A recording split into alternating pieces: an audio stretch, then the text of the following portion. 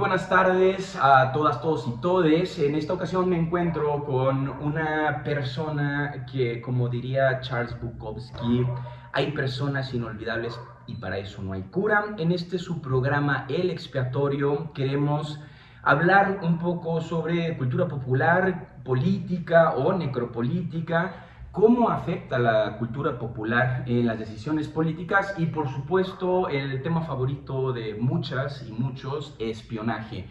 Por favor, Dolores, preséntate con nuestra audiencia de este espacio. Hola, ¿qué tal? Pues un gusto para mí estar con ustedes aquí acompañándoles. Gracias a quienes nos abren la puerta de su casa, de su oficina, donde sea que nos vayan a sintonizar, donde nos vayan a ver.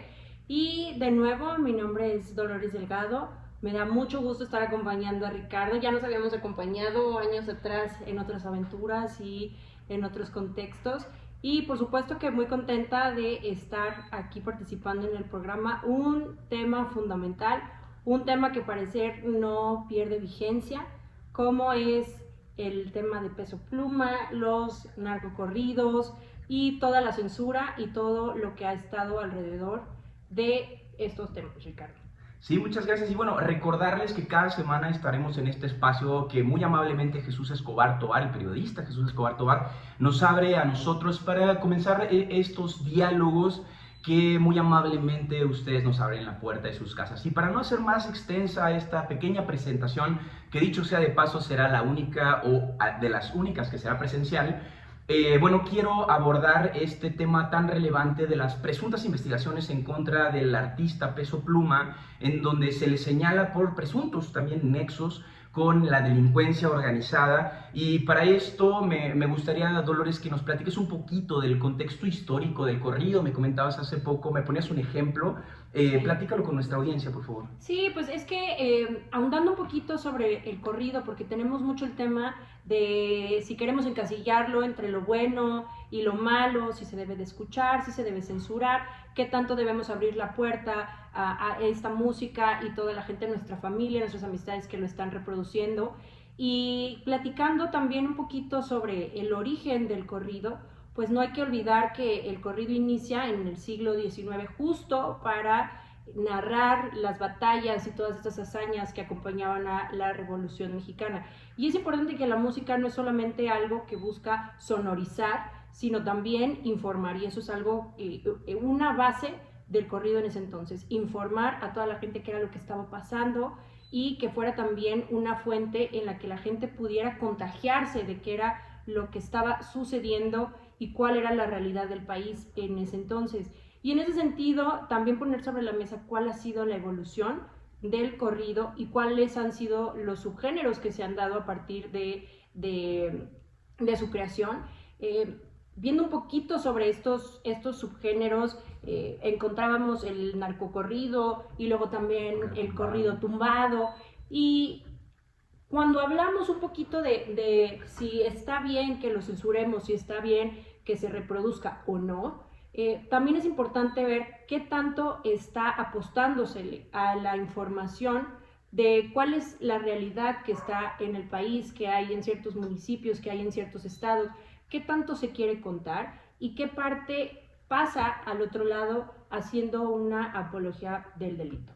Sí, me parece que es una discusión bastante relevante. Existen diferentes polos para abordarla, principalmente, o el que más nos afecta a nosotras y nosotros como periodistas, es el de la libertad de expresión o el derecho a decir lo que sea.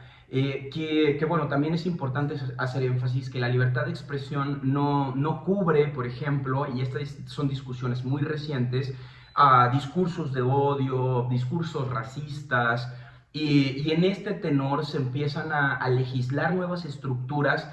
Por ejemplo, en México, la propuesta de la presidenta Claudia Sheinbaum por inhibir los espectáculos de violencia, de los cuales yo ya he tenido en otros espacios ciertas expresiones al respecto. Yo considero que si un Estado es incapaz de pacificar las localidades, los territorios, y me parece que es bastante grave que la salida sea, digamos, la censura o el autoritarismo en el discurso. Sin embargo, yo entiendo que hay divergencias en esta toma de decisiones, Y sobre las limitancias de la libertad de expresión, podemos decir, por ejemplo, que ahora por fin estamos hablando de que la libertad de expresión no es nuestro derecho a ofender, no es nuestro derecho a hacer apología del delito. Sin embargo, bueno, esta es la línea delgada donde se estructuran estas dos posturas. ¿Se debe de penar o no se debe de penar la exposición de espectáculos que hacen apología del delito? Lo mencionabas tú hace un momento, este espectáculo que ocurre en Jalisco. Recuérdame un poco. Claro, es un grupo, se llama Los Alegres del Barranco, y estuvo en el Auditorio Telmex. La verdad no tengo muy presente la fecha exacta, pero sí fue pues algo que alebrestó un poquito a la ciudadanía y también generando reacciones muy diversas, ¿no? Desde pues enojo, por supuesto, había gente que celebraba, y esto hasta cierto punto nos debe de invitar a una reflexión particular, porque la libertad de ya no solamente reproducir la música y que está acompañado de cierto mensaje, pero en esa ocasión, cuando ellos se presentaron en el auditorio, proyectaron las imágenes de un líder de un cártel muy conocido aquí en el estado de Jalisco, ¿por qué no? Y pues eso al final de cuentas generó mucha indignación y puso una pregunta sobre la mesa. Entonces, ¿quién le da la libertad a quién para que pueda hacer lo que le plazca sin que tenga alguna consecuencia? Por supuesto, días posteriores hubo una postura, hubo un comunicado y salieron las autoridades, salió el gobernador, por supuesto, también a compartir qué era lo que pensaba y qué acciones se iban a tomar, pero no se trata de lo que se hace después, sino también qué libertad y hasta dónde se tiene la puerta abierta para que este tipo de cosas sucedan. Por supuesto. Además, tenemos esta disyuntiva en donde el estado de Jalisco es la entidad con mayor número de desaparecidos del país, incluso por encima de Tamaulipas. Es decir, el contexto en el que ocurre este fenómeno de la exposición de la cara de Nemesio Ceguera Cervantes en un espectáculo, digamos, de tintes culturales o en un concierto, puede tener severas afectaciones a la regularidad. Es decir, si hubiera un enfrentamiento entre presuntos integrantes de cárteles, pues esto podría enervar estas disputas, sobre todo en estos momentos tan álgidos en donde, bueno, se están discutiendo las relaciones ya no solo locales del aparato de Estado con el narcotráfico, sino las relaciones internacionales, es decir, el flujo de capital y de estupefacientes a Estados Unidos y el flujo de armas a México. En una especie de penumbra, todo esto sí que podría fomentar la violencia en ciertas localidades. Es un discurso complejo y bueno, como este espacio, además de opinión, también hacemos periodismo, nos dimos a la tarea de investigar si efectivamente Peso Pluma o este personaje de la industria del regional mexicano estaba siendo investigado, y bueno, podemos decir a ciencia cierta que luego de un análisis en este sitio web de la organización Open Listener o Court Listener, hasta el momento no hay ningún documento oficial que diga que este personaje está siendo investigado. Al mismo tiempo, mis fuentes me han asegurado que el Departamento de Estado no mantiene comunicación con ningún periodista mexicano. Estamos, digamos, en un escenario de mera especulación. Y en este escenario de mera especulación, lo que sí tiene, digamos, lo que sí afecta directamente, porque ya están los medios de comunicación asegurando que Peso Pluma está siendo investigado, que incluso llego a leer en algunos espacios que tiene doble verificación cuando viaja a Estados Unidos principalmente. Sin embargo, bueno, todos sabemos que si está siendo investigado por presuntas actividades criminales en Estados Unidos, simplemente te someten a proceso. No es como que te investiguen dos veces y te dejen ir. No ocurre de esta manera. Hay un enfrentamiento también o una discusión entre periodistas respecto a el manejo de esta información, porque estamos en un núcleo o en un bucle de información. Por un lado, un periodista lanza una filtración no verificada y los medios de comunicación en ondananza lanzan o replican este mensaje sin verificar, sin pruebas. Al final del día,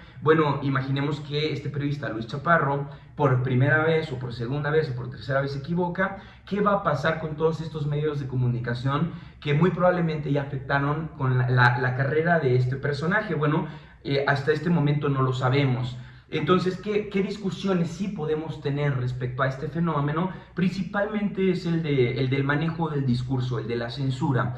¿Cómo vamos a regularnos con audiencia, como audiencia, y cómo vamos a regularnos como medios de comunicación?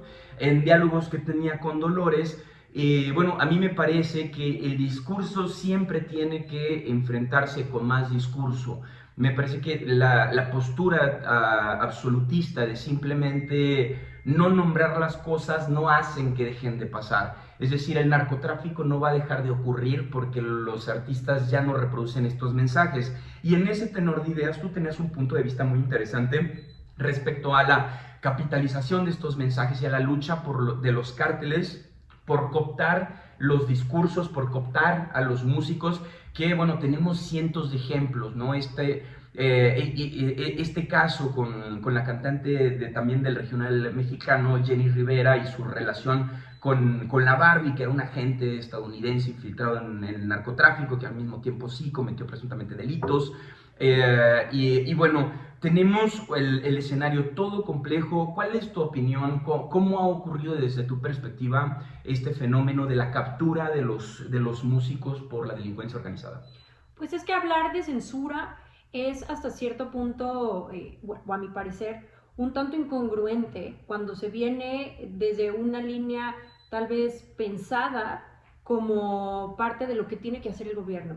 Porque normalmente lo vemos como el gobierno tiene que censurar, el gobierno es el que tiene que castigar, el gobierno es el que tiene que dictaminar si lo que se está viendo, si lo que se está haciendo, está bien o está mal. Y en ese sentido hay una gran responsabilidad de los medios de comunicación y por supuesto del periodismo de investigación, que cuando hay justo lo que comentaba Ricardo, un tema en particular y carece de evidencia, no se puede andar por los medios desinformando, porque justo en estos vacíos de desinformación es cuando entran otro tipo de noticias, otro tipo de información, y por qué no llamarlas también, entran desde un sentido musical. Y en ese sentido, hablando desde la hegemonía musical, por supuesto que la información también se comparte en estas canciones, y yo le comentaba a Ricardo que en esta hegemonía musical pareciera que hay una competencia evidente de a ver quién es el cártel que puede financiar al cantante, a la agrupación, que en el momento pueda tener más reproducciones, para que pueda hablar de mí, para que pueda hablar de mi trayectoria, para que pueda hablar de qué es lo que estamos haciendo como cártel y hasta cierto punto reproducirlo a toda la gente y que sea ese el medio de información que nos posicione como los más fuertes, como los vencedores y, por qué no decirlo, como aquellos que también dominan el territorio. Para mitigar este discurso en donde la hegemonía se dicta a partir de quienes más inyectan presupuesto, existen otras rutas, por ejemplo la de la fiscalización, es decir, que los esquemas financieros estén contemplando el lavado de activos. Sin embargo, en México o en el Estado mexicano carecemos de leyes que puedan regular cierto tipo de transacciones. Hablaba con algunos abogados fiscalistas y, por ejemplo, la ley de Hacienda en México no registra las transacciones de los bonos de propiedad de las empresas. Es decir, si tú y yo configuramos una empresa, las Tapatías SADCB, y nosotros vendemos acciones nosotros somos las personas constituyentes, pero a quienes vendamos estas acciones no hay ninguna institución, salvo las de transacciones, que puedan registrar esto. Es por eso que hoy en día se estima que aproximadamente el gobierno desconoce la propiedad de al menos 80% de las razones sociales del país. Esto es un número gigantesco y que evidentemente es un caldo de cultivo para el lavado de dinero. Otro caldo del cultivo para el lavado de dinero son las actividades como la venta de arte, que dicho sea de paso, los bancos son los mayores propietarios de arte abstracto, ya sea escultórico o pictórico, y en este sistema especulatorio se pueden, apelar al plusvalor del artista y con ello hacer grandes subastas de las que luego No hay ningún aparato de Estado que vigile estas finanzas. En este escenario es en el que yo digo que es, digamos, es más relevante que tengamos un espacio en donde el aparato fiscal funcione de mejor manera, o sea, mucho más transparente. El secreto fiscal también ha impedido la fiscalización de las empresas y hace que no podamos saber a ciencia cierta la ganancia de ciertas razones sociales. En específico, por ejemplo, de Grupo México, cuánto gana al año por la venta de ciertos, digamos, espacios del mercado. En este escenario, si no fortalecemos nuestros esquemas fiscales, como sociedad no podemos pedirle, o más bien como gobierno no podemos pedirle a la sociedad que sean ellos quienes callen, mientras todo el aparato de Estado está, bueno, prácticamente armado para la especulación en términos fiscales, para la especulación inmobiliaria, para la generación de plusvalor a través del trabajo forzado, porque también hay otro tema del que habló en algún momento Gustavo Petro, el presidente de Colombia, que es el precariato del crimen organizado, es decir, todas estas personas que al no encontrar espacio en el mundo laboral se dedican de alguna manera directa o indirecta al narcotráfico. Y otra cosa son las terminologías por las cuales la Oficina de Control de Activos en el Extranjero categoriza a los movimientos o a las asociaciones como financiadoras criminales o con presuntos nexos con crimen organizado, porque no olvidemos que todavía hasta antes de los 2000 el Movimiento Zapatista de Liberación Nacional estaba categorizado por el Departamento de Estados Unidos como un grupo terrorista. Y si tú tenías una transacción con ellos, el Departamento de Estado congelaba tus cuentas. ¿Qué hacemos en un escenario en donde las leyes fiscales son tan débiles para los grandes empresarios, para las grandes transacciones, y para el día al día uno no puede ni transferir 50,000 pesos sin que el banco te pida hasta una muestra de ADN? Claro. Es decir, las grandes transacciones se mantienen ocultas, el secreto fiscal está respaldando las ganancias de las grandes corporaciones, mientras al ciudadano de a pie se le pide no reproducir un discurso de algo que de verdad pasa. A mí me parece bastante problemático, no sé qué pienses. Pero ¿qué pasa en qué sentido? O sea, reproducir una canción que habla sobre alguna anécdota en la sierra con algún líder, o en qué sentido reproducirlo.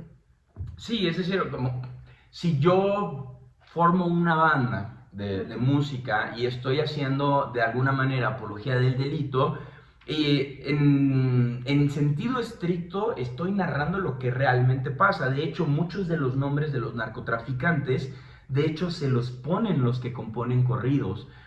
O los mismos medios de comunicación son los que se encargan de esta nomenclatura de la violencia, ¿no? De difundir los mensajes, de enarbolar, bueno, al Señor de los Gallos, a Nemesio Ceguera, que es del personaje del que hablamos al inicio, le dicen el Señor de los Gallos precisamente porque así se le nombra en un corrido. Entonces, ¿cómo apelar a que sea la ciudadanía quienes callen mientras el Estado está abandonando la parte que le corresponde, que es la del análisis fiscal, que es la de la regulación de las empresas? ¿Y por qué les parece más relevante no hacer espectáculos que hagan apología de la violencia que estructurar de manera correcta a las empresas? Y también está el otro lado, que las empresas luego está como tu tío Richie que no quiere pagar impuestos, ¿no? Claro. Entonces tenemos esta lucha entre el poder capital, el poder hegemónico del Estado, y mientras también la industria cultural que hace millones con la violencia, que también es cierto, ¿no? Hay un montón de industrias que lucran con las luchas, con la violencia, con las causas. Y esto, ¿en qué momento se decide regular para ti? ¿Está bien? ¿Está mal que se regule? Es que realmente volvemos a la palabra que usaba en un inicio del programa. Decir que se busca una censura, se busca una regulación por parte del gobierno, a título personal, me parece un poco incongruente. Porque no hay que olvidar que hasta cierto punto el narcotráfico se reproduce en una lógica empresarial. Pero es una lógica empresarial armada que busca dominio, que busca la territorialización, y hasta cierto punto quien no se cuadra pues es alguien que muere. Yo había escuchado por ahí que pareciera que el narcotráfico es la fantasía del gobierno, la fantasía del sistema, porque hace el trabajo sucio, hay que echarle la culpa a ellos, pero hasta cierto punto pues se reproduce en una lógica muy similar. Entonces, en ese sentido, yo creo que no debe de caer en la ciudadanía, no debe de caer en quienes están reproduciendo. Al final, el cuestionamiento no está en si la persona va a reproducir la música o no, forma parte de... Tú estás en algún lugar, incluso si tú vas a un bar y estás escuchando una canción, no es como que tú te paraste a escuchar una canción, no es como que el bar al que tú asististe pertenece a un contexto que busca dentro de su misión y visión, si lo queremos llamar así, del establecimiento, reproducir o enaltecer o glorificar un estilo de vida. Yo no creo que sea de esa manera, sino que es justo ya tanto de consumo, ya permeó tanto en las distintas esferas de la sociedad que ya incluso filtrarlo es un poco difícil. Por supuesto, bueno, un tema que amerita más programas. Ojalá sea bien recibido este espacio. Ya estamos en los últimos minutos del programa. Muchas gracias a quienes nos hayan estado escuchando. Y bueno, recuerden, están en su programa El Expiatorio. Vengan a contarnos sus pecados. Hasta la próxima.